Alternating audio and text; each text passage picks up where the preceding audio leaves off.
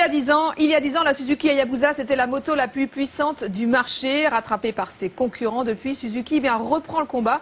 Elle retourne au combat avec la nouvelle Hayabusa, 1340 cm3, un monstre de puissance. Pas vraiment routière, pas complètement sportive. C'est un ovni et Philippe Monneret, forcément, a voulu la tester. Alex Ducroquet.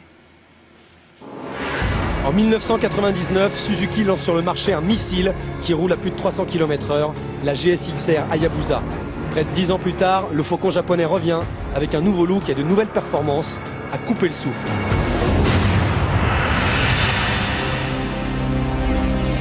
Si au premier coup d'œil, on ne voit pas d'énormes différences avec l'original, la version 2008, sur de nombreux points, est totalement nouvelle.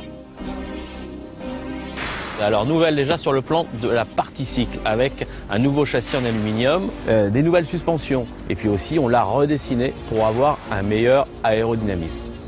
Alors au niveau du moteur, on a également beaucoup travaillé. Alors c'est un 4 cylindres en ligne de 1340 cm3, 4 soupapes par cylindre à injection avec une nouveauté comme sur la 1000 Suzuki GSX-R, c'est-à-dire on a 3 modes de fonctionnement différents pour le moteur selon les conditions météo ou le niveau de pilotage.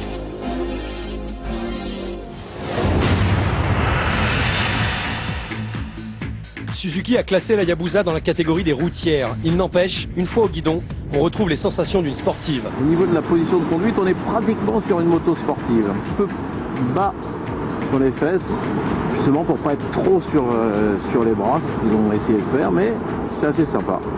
Au niveau des rétros, on voit bien de chaque côté des épaules, ça c'est bien en termes de sécurité. La bulle nous protège quand même pas mal.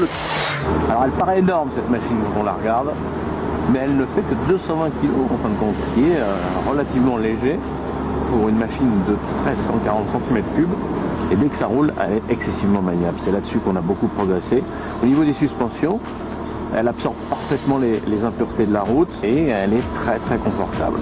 Exception française, la Hayabusa hexagonale fait 106 chevaux et non pas 197. Sur certaines motos, le bridage gâche le plaisir. Ici, c'est pas le cas. C'est ça qui est sympa sur cette moto, c'est qu'elle est bien bridée. À bas régime, il y a beaucoup de coffres. On n'a pas besoin de changer de vitesse sans arrêt avec les 1340. Tout va bien.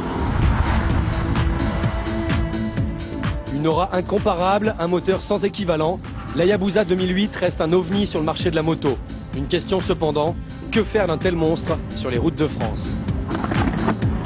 Allez, si on se faisait un petit plaisir, si on prenait la version libre à 197 chevaux et on allait l'essayer sur le circuit Paul Ricard pour voir la vitesse de pointe et les accélérations.